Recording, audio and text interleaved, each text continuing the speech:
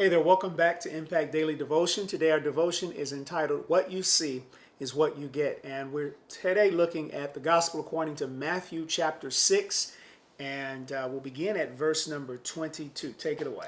Okay, and this is read here, and we know Jesus is speaking. It says, the light of the body is the eye. If therefore thy eye be single, thy whole body shall be full of light.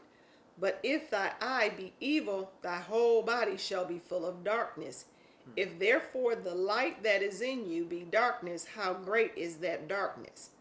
No man can serve two masters. Well, what is Jesus talking about? And why are we calling this what you see is what you get? And he begins saying in verse 22 that the light of the body is the eye. Now, eye, of course, a physical eye is what you see with. So Jesus is saying that the thing that lights up your body's not just talking about your physical body, it means your life here. So the light of your life is your eye, or how you see. How you see determines the kind of light that's on the inside of you. And he says if your eye is single, in other words, if it's focused, if it's whole, if it's healthy, if it's seeing things properly, single from God's perspective and from God's viewpoint, then your whole body, your whole life will light up with truth and light and wisdom and strength and grace and power if we're seeing correctly. But if your eye is evil, so he contrasts single versus evil. So therefore, single must be the opposite of evil.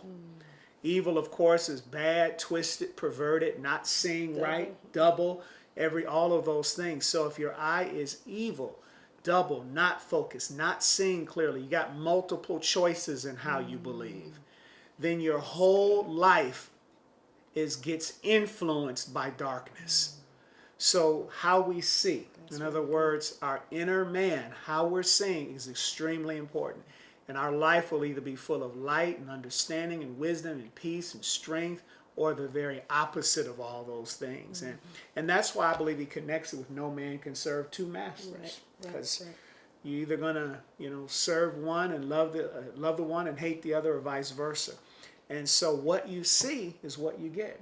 In other words, how we see things will determine what we're receiving and experiencing in our life. And this is important because one of the easiest things to do that we can all do, we've all been guilty of it. I know I have, and we have, and I know you have too, is that when things aren't going right for a long period of time or some area in our life, we tend to look around us to see what external factors are affecting why we are the way we are. And yet, many times we miss the fact so much of what we're walking in for any long period of time is based on how we're seeing and what's going on the inside. And because sometimes we fail to connect those dots, things go on in our life longer than they need to, because we don't immediately see the connection. So we don't see that how I'm seeing, my perspective, how I'm looking at things is influencing where I'm at, and how I'm living, and my relationships, and my, all kinds of areas of my life. And so I believe Jesus wants us to be encouraged to look, you know what, we can get our eyes single. We can take God's word, take him at his word, allow our minds to be renewed so that our eye can be single and focused and not multiple choice. One way, what God said, this is truth. And this is how I see. I filter what I'm experiencing through this, and then let it come out on the other side based on what God is saying. That's really good. So, I be single. the eye be single. And what you see is what you get. And remember, with God, it's about relationship and not religion. We look forward to connecting with you more on tomorrow. Bye for now. Bye.